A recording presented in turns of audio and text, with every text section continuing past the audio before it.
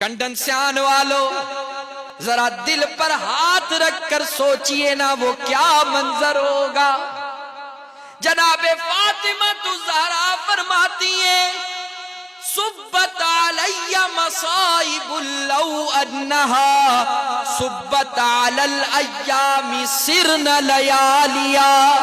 جس دن میرے ابا کی وفات ہوئی، اس کائنات کو میرے ابا نے چھوڑا، میرے غم کا، میری پریشانیوں کا، میری دکھوں کا یہ عالم تھا کہ میرے ان دکھوں کا اگر ایک تھوڑا سا حصہ چمکتے ہوئے سورج پر ڈال دیا جاتا تو وہ سورج بھی بے نور ہو جاتا۔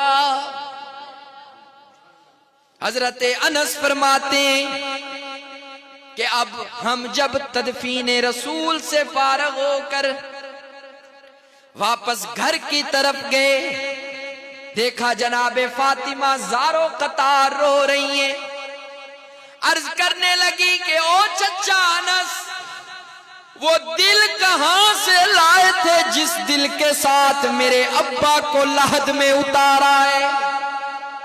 وہ ہاتھ تو مجھے دکھاؤ نا جن ہاتھوں کے ساتھ میرے ابا پر مٹی ڈالی ہے۔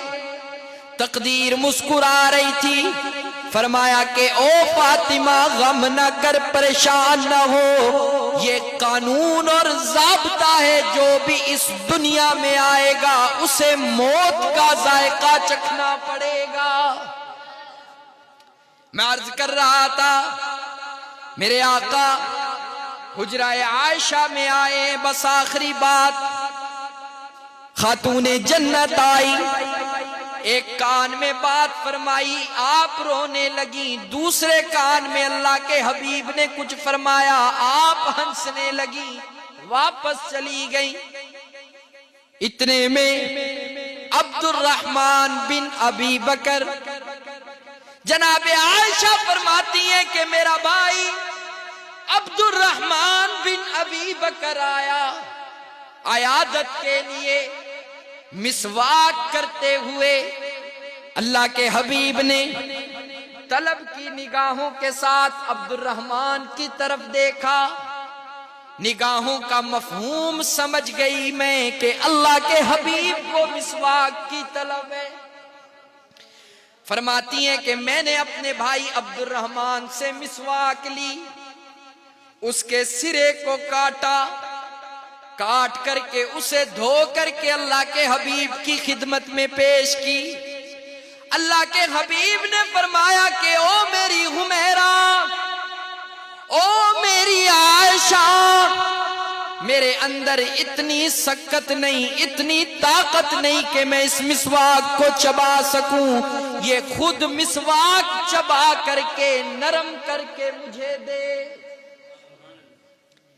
جناب عائشہ فرماتی ہیں کہ میں نے اس مسواک کو چبایا، فرقان بھائی اس مسواک کو چبایا، فرماتی ہیں کہ چبا کر کے میں اسے دھونے کے لیے جانے لگی۔